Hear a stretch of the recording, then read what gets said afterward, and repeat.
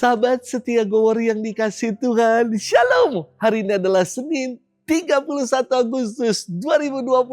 Sudah akhir bulan Agustus. Kita mengucap syukur atas sepanjang bulan Agustus yang boleh kita lalui bersama. Dan kita awali pekan ini dengan penuh syukur, dengan penuh semangat. Kita akan bersama-sama merenungkan firman Tuhan yang diambil dari Injil Lukas 4. Ayat 16 sampai dengan 30. Mari kita siapkan hati kita. Haleluya, haleluya, haleluya. Roh Tuhan menyertai aku. Aku diutus Tuhan mewartakan kabar baik kepada orang-orang miskin. Haleluya, haleluya, haleluya. Tuhan bersamamu dan bersama rohmu. Inilah Injil suci menurut Lukas, dimuliakanlah Tuhan. Sekali peristiwa datanglah Yesus di Nazaret, tempat ia dibesarkan. Seperti biasa pada hari Sabat ia masuk ke rumah ibadat. Yesus berdiri hendak membacakan kitab suci.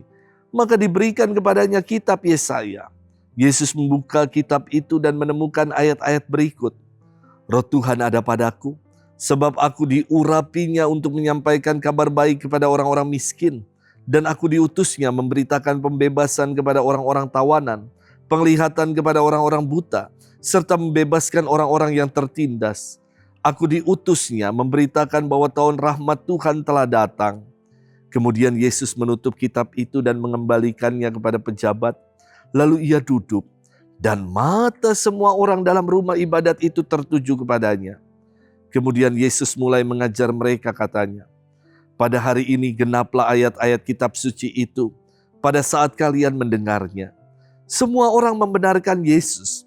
Mereka heran akan kata-kata indah yang diucapkannya. Lalu mereka berkata, bukankah dia anak Yusuf? Yesus berkata, tentu kalian akan mengatakan pepatah ini kepadaku. Hai tabib, sembuhkanlah dirimu sendiri, perbuatlah di sini di tempat asalmu ini, segala yang kami dengar telah terjadi di Kapernaum. Yesus berkata lagi, aku berkata kepadamu sungguh, tiada nabi yang dihargai di tempat asalnya. Aku berkata kepadamu dan kataku ini benar. Pada zaman Elia terdapat banyak wanita janda di Israel, ketika langit tertutup selama 3 tahun dan 6 bulan, dan ketika bahaya kelaparan yang hebat menimpa seluruh negeri. Tetapi Elia diutus bukan kepada salah seorang dari mereka, melainkan kepada seorang wanita janda di Sarfat di tanah Sidon. Pada zaman Nabi Elisa, banyak orang kusta di Israel, tetapi tiada seorang pun dari mereka yang ditahirkan selain Naaman orang Syria itu. Mendengar itu sangat marahlah semua orang di dalam rumah ibadat itu. Mereka bangkit lalu menghalau Yesus keluar kota dan membawa dia ke tebing gunung tempat kota itu terletak untuk melemparkan dia dari tebing itu. Tetapi Yesus berjalan lewat tengah-tengah mereka, lalu pergi. Demikianlah sabda Tuhan, terpujilah Kristus. Sahabat setia Gower yang dikasih Tuhan, Shalom. Akhir bulan Juli lalu, rilis film yang fenomenal, yakni film Spider-Man terbaru, Spider-Man 4. Brand New Day. Gara-gara film ini saya jadi nonton lagi film Spider-Man 1, 2, dan 3. Buat saya ada yang menarik dalam film Spider-Man 2. Di mana sosok Peter Parker yang ditolak oleh warga New York karena bias ekspektasi. Sosok Spider-Man yang menjadi pahlawan namun di-framing oleh koran harian Daily Bugle sebagai ancaman hingga warga kota New York menolak kehadiran Spidey. Kasihan sekali. Sahabat setia Gower yang dikasih Tuhan. Cerita tadi saya kira menjadi penghantar untuk kita bermenung akan firman Tuhan hari ini. Dikisahkan Yesus yang membacakan nas dari kitab Nabi Yesaya di rumah ibadat di Nazaret. Semua orang kagum membenarkan Yesus.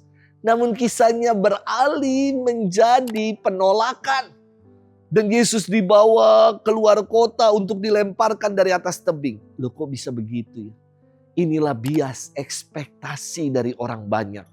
Bahwa mereka mengharapkan datangnya Mesias yang membebaskan mereka dari penjajahan Romawi. Bukan Mesias yang tampil sebagai tukang kayu. Mereka awalnya kagum dengan pengajaran Yesus. Namun mereka mencibir. Mereka tadinya membenarkan, selanjutnya mereka menyalahkan. Inilah kesempitan berpikir. Atau mereka pribadi-pribadi picik. Kekaguman mereka hanya sebatas seperti fans yang mengagumi idolanya. Seperti penduduk kota New York yang mengagumi superhero Spider-Man. Ketika ada framing-framing yang lain, mereka menjadi marah. Demikian juga dengan Yesus yang melakukan karya-karya baik di luar tempat asalnya. Bahkan bagi orang-orang di luar kalangan Yahudi, mereka menjadi marah dan berkata, perbuatlah di sini di tempat asalmu. Segala yang kami dengar yang terjadi di Kapernaum.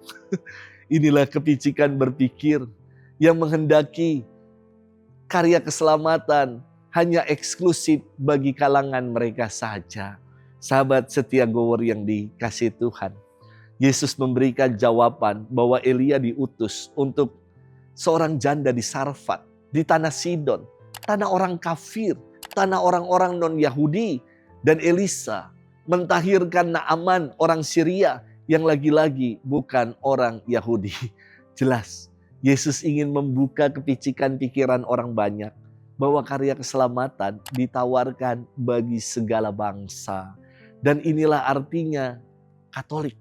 Katolik itu dari kata Yunani katolikos, yang artinya karya keselamatan Allah ditawarkan secara universal. Mari kita tanggalkan pikiran-pikiran picik yang memonopoli kebenaran dan kerajaan Allah.